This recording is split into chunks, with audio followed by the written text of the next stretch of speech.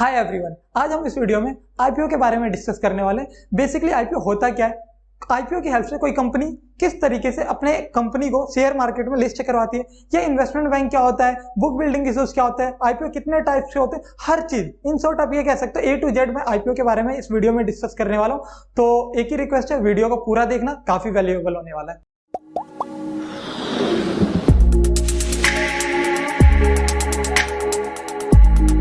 तो सबसे पहले हम आईपीओ को समझ लेते हैं कि आईपीओ होता क्या है। IPO stand for initial public offering, मतलब जब भी कोई प्राइवेट कंपनी फर्स्ट टाइम अपने कंपनी के शेयर्स को स्टॉक मार्केट में डाइल्यूट करती है, इसको आईपीओ कहते हैं। या दूसरी भाषा में ये कह सकते हो, जब भी कोई कंपनी पब्लिक के बिहाफ से, पब्लिक की हेल्प से फंड रेज करना चाहती हो तो उसको स्टॉक मार्केट में लिस्ट होना ही पड़ेगा, यानी सेकेंडरी मार्केट में, और इसी पूरे प्रोसेस को आईपीओ के नाम से जाना जाता है। यहाँ ध्यान देने वाली चीज ये है कि जब भी कोई प्राइवेट कंपनी अपने शेयर्स को स्टॉक मार्केट में लिस्ट करवाती है, मतलब कंपनी को लिस्ट करवाती है, तो वो अब प्राइवेट कंपनी नहीं रहती, अब वो पब्लिक कंपनी बन जाती है। बिकॉज कि अब उस कंपनी के कुछ number of shares secondary market में, जिसकी वजह से आपके और मेरे जैसे लोग भी अब उस कंपनी के बिजनेस में इन्वेस्ट कर सकते हैं, इसलिए वो प्राइवेट नहीं पब्लिक कंपनी बन चुकी है। तो अब हम ये समझ लेते हैं कोई भी कंपनी को आईपीओ कब और क्यों लाना पड़ता है। तो सबसे पहले कब लाना पड़ता है, इस पे ध्यान देते हैं।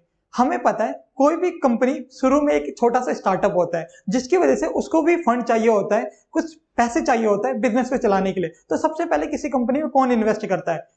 फाउंडर्स, को फाउंडर, फ्रेंड्स, फैमिली, जिसको हम स्टॉक मार्केट में प्रोमोटर्स के नाम से जानते हैं। जैसे जैसे वो कंपनी एक अच्छे स्टेज पे जाने लग जाती है तो उसको और फंड की जरूरत पड़ती है, तो उसे इन्वेस्टर्स लोगों की हेल्प लेनी पड़ती है, जिसको हम एंजल इन्वेस्टर्स के नाम से जानते हैं। जिनके पास बहुत पैसा होता है वो इन्वेस्ट करते हैं। लेकिन आफ्टर सम टाइम एक कंपनी इतने अच्छे स्टेटस पे चली जाती है, मोस्ट ऑफ द टाइम जब कंपनी एक यूनिकॉर्न स्टेटस अचीव कर लेती है, 1 बिलियन की वैल्यूएशन सरपास कर लेती है, तो उसको इतने फंड की जरूरत रहती है कि अपने बिजनेस को एक्सपेंड करने के लिए, कि वो किसी भी प्राइवेट इन्वेस्टर काफी नहीं होता, उतना फंड नहीं दे सकता, तो उसे पब्लिक की हेल्प लेनी पड़ती है।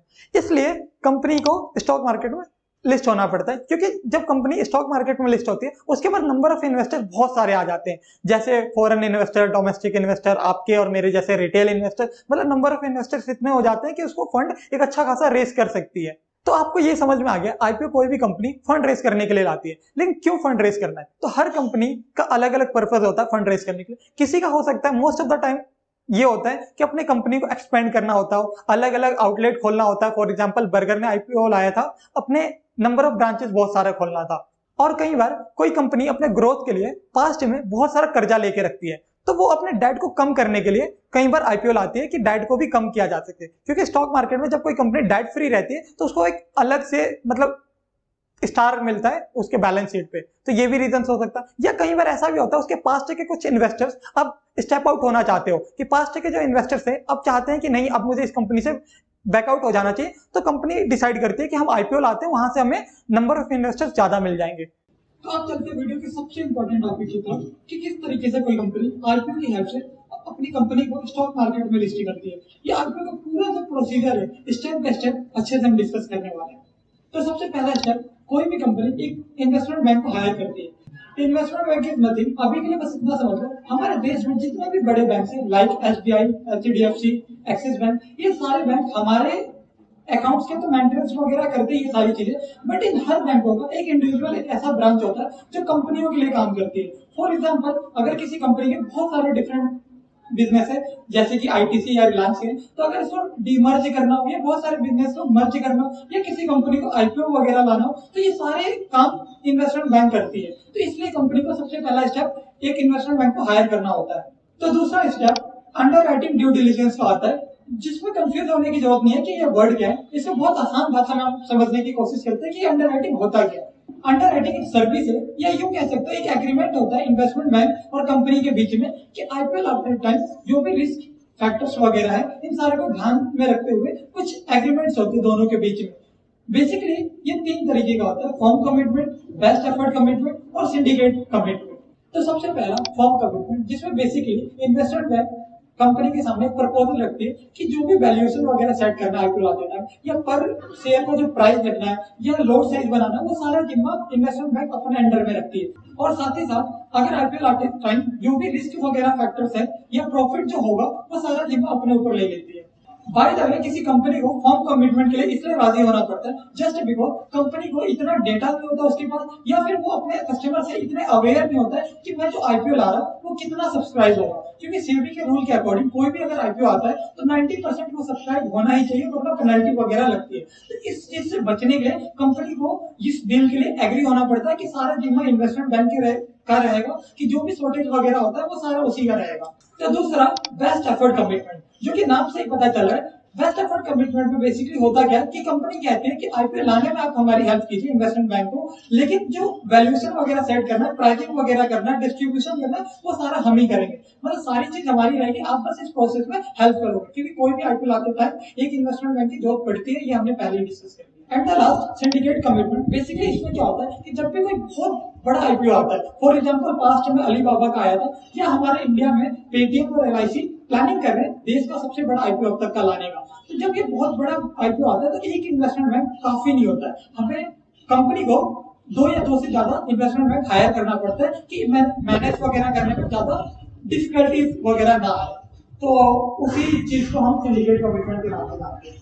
तो तीसरा step red herring prospectus, basically investment bank company के सारे डिटेल्स इन्वेस्टर्स के लिए एक प्रोस्पेक्टस में तैयार करती है, जिसमें इन्वेस्टर आईपीओ के लिए अप्लाई करने से पहले उस कंपनी की सारी चीजें पढ़ सके।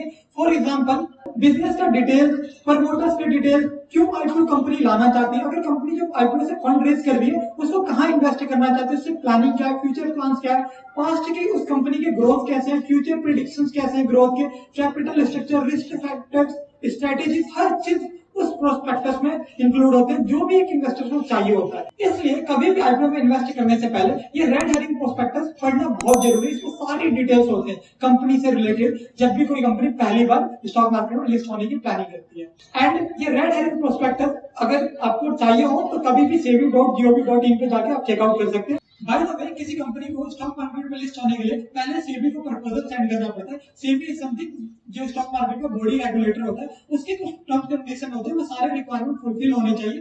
तो सेबी और जिस भी एक्सचेंज पे लिस्ट होना चाहती है, चाहे वो एनएससी हो या बीएससी हो, उन सारे के रिक्वायरमेंट्स उस कंपनी को फुलफिल करने पड़ते हैं। तो ये भी बैकएंड में चलता रहता है बिफोर लिस्टिंग। तो नेक्स्ट स्टेप होता है प्राइसिंग का, जो बहुत इंपॉर्टेंट होता है। कंपनी प्रोवाइड करती है इन्वेस्टर्स के लिए, क्योंकि वैल्यूएशन टोटल कितनी है, कितना इश्यू साइज रखना चाहते हैं, पर शेयर की प्राइस क्या रखना चाहते हैं, लॉट साइज क्या बनाना चाहते हैं, ये सारी डिटेल्स प्राइसिंग में आता है। तो मैं एक एग्जांपल लेता हूँ कि किस तरीके से ये प्राइसिंग सेट होता है। फॉर एग्जांपल किसी कंपनी की वैल्यूएशन 10,000 करोड़ है। अभी एग्जांपल लेके चलते हैं कि अगर कोई कंपनी जो लाना चाहती है तो उसकी वैल्यूएशन 10,000 करोड़ है, और वो डिसाइड करती है कि अपना 20% स्टेक स्टॉक मार्केट में डाइल्यूट करना है। तो अगर आप ध्यान दो तो 10,000 करोड़ की 20% कितना होता है, 2,000 करोड़। तो ये 2,000 करोड़ जो है उसका इश्यू साइज हो जाएगा कंपनी का। एंड इश्यू प्राइस फिर सेट करना पड़ता है। इश्यू प्राइस इज समथिंग कि पर शेयर कितना प्राइस का रखेंगे। तो फॉर एग्जांपल अभी मान के चलते हैं कि पर शेयर की प्राइस 200 रुपए रखी गई है, तो नंबर ऑफ शेयर्स कितने हो गए आप यहाँ अंदाजा लगा सकते हो। अगर आप ध्यान से स्क्रीन पे देख पा रहे हो तो पर शेयर की प्राइस अगर 200 रुपए है और इश्यू साइज हमारा 2,000 करोड़ था, तो नंबर ऑफ शेयर्स टोटल कितने हो गए, 10 crore. And one more thing, IPO में अगर आपको अप्लाई करना हो तो आप अपने मन मर्जी से कितने भी शेयर्स ले सकते हैं। फॉर एग्जांपल आप डिसाइड करते हो कि मुझे बस 1, 2, 4, 5 शेयर चाहिए, ऐसा नहीं होता। कंपनी कभी भी आईपीओ लाते टाइम एक लोट साइज बनाती है, जिस लोट साइज में एक स्पेसिफिक नंबर ऑफ शेयर्स होते हैं, तो आपको उस लोट साइज के मल्टीपल अप्लाई करना पड़ेगा अगर आप इन्वेस्ट करना चाहते हैं किसी आईपीओ में। तो अभी के लिए मान लेते हैं कि जो कंपनी ने लोट साइज बनाया है उसमें नंबर ऑफ शेयर्स 50 है। तो आप यहाँ ध्यान से देख सकते हैं कि मिनिमम इन्वेस्टमेंट कितना हो जाएगा। पर शेयर की प्राइस 200 रुपए थी और लोट साइज 50 शेयर का है, तो 50 multiply by 200 is equal to 10,000। तो मिनिमम इन्वेस्टमेंट तो किसी को भी अगर इसमें अप्लाई करना है तो 10,000 करना ही पड़ेगा। ये लोट साइज और जो मिनिमम इन्वेस्टमेंट मैंने अभी एग्जांपल दिया, ये सिर्फ एग्जांपल था। बेसिकली अभी के टाइम पे सारे लोट साइज मिनिमम इन्वेस्टमेंट 13 से 15,000 का चलता है। ये बस मैंने एक एग्जांपल दिया था। तो अगर किसी को इन्वेस्ट करना हो तो एक मिनिमम इन्वेस्टमेंट करना ही पड़ेगा। और इसी तरीके से हर इन्वेस्टर के लिए, रिटेल इन्वेस्टर्स के लिए, फॉरेनर्स के लिए, डोमेस्टिक इन्वेस्टर्स के लिए एक अलग अलग मैक्सिमम इन्वेस्टमेंट भी है कि इतना ही इन्वेस्ट कर सकते हैं, उससे ज्यादा नहीं किसी भी आईपीओ में। तो वो हम कभी और डिस्कस करेंगे। अब यहाँ एक चीज ध्यान दो, जब भी कोई आईपीओ आता है बेसिकली दो टाइप्स के आईपीओ होते हैं। पहला फिक्स प्राइस इशू और दूसरा बुक बिल्डिंग इशू। अब इन दोनों को समझने की थोड़ी सी कोशिश करते हैं कि फिक्स प्राइस इशू और बुक बिल्डिंग इशू क्या होता है।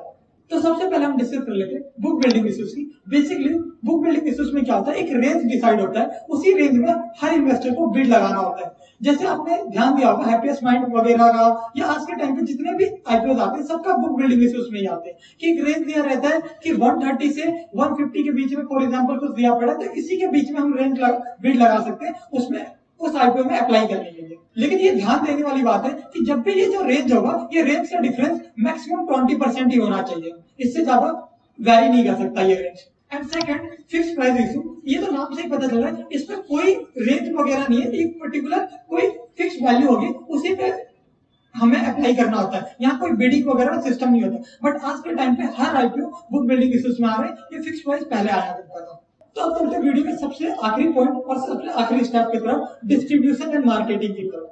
तो सबसे पहले हम डिस्ट्रीब्यूशन को समझ लेते हैं, बेसिकली इसमें होता क्या है। तो जैसा कि हमने डिस्कस किया था, जब भी कोई आईपीओ मार्केट में आता है उसमें different types of investors invest करते हैं। For example retail investor, QIB, NII, FII, तो ये जितने भी डिफरेंट टाइप्स ऑफ इन्वेस्टर्स हैं, इन सबके लिए एक फिक्स होता है कि कितना परसेंटेज इनको एलोकेट किया जाएगा, ये इसी को डिस्ट्रीब्यूशन कहते हैं। For example most of the time retail investor को 35% एलोकेट किया जाता है, रिजर्व किया जाता है उनके लिए, एंड एनआईआई को 15% एंड क्यूआईबी यानी जो क्वालिफाइड बीडर्स होते हैं उनको 50% रिजर्व किया जाता है उनके लिए किसी भी आईपीओ में। And the next, marketing. I don't think कि मार्केटिंग को हमें डिस्कस करने की जरूरत है, जस्ट बिकॉज मार्केटिंग नाम से ही पता चल रहा है। इसमें क्या होता है, जो भी इन्वेस्टमेंट बैंक है वो मार्केटिंग करता है स्पेसिफिक आईपीओ के लिए, कि ताकि ज्यादा से ज्यादा इन्वेस्टर्स उसकी तरफ अट्रैक्ट हो सके, ज्यादा से ज्यादा लोग उसमें इन्वेस्ट कर सके, ताकि फ्यूचर में जब भी वो आईपीओ आए तो कोई शॉर्टेज ना हो सब्सक्राइब होने में।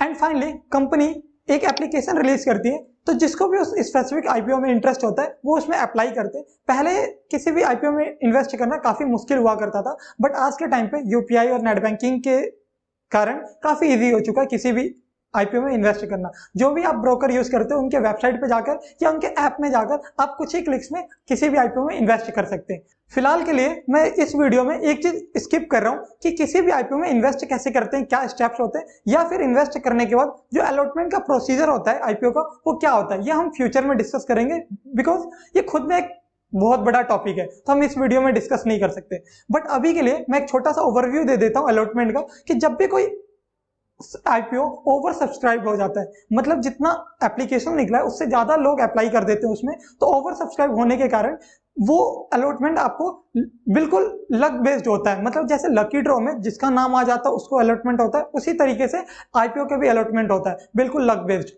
तो आज इस वीडियो को यहीं हम खत्म करते हैं, फ्यूचर में ये सारी चीजें डिस्कस करेंगे। Thank you for watching.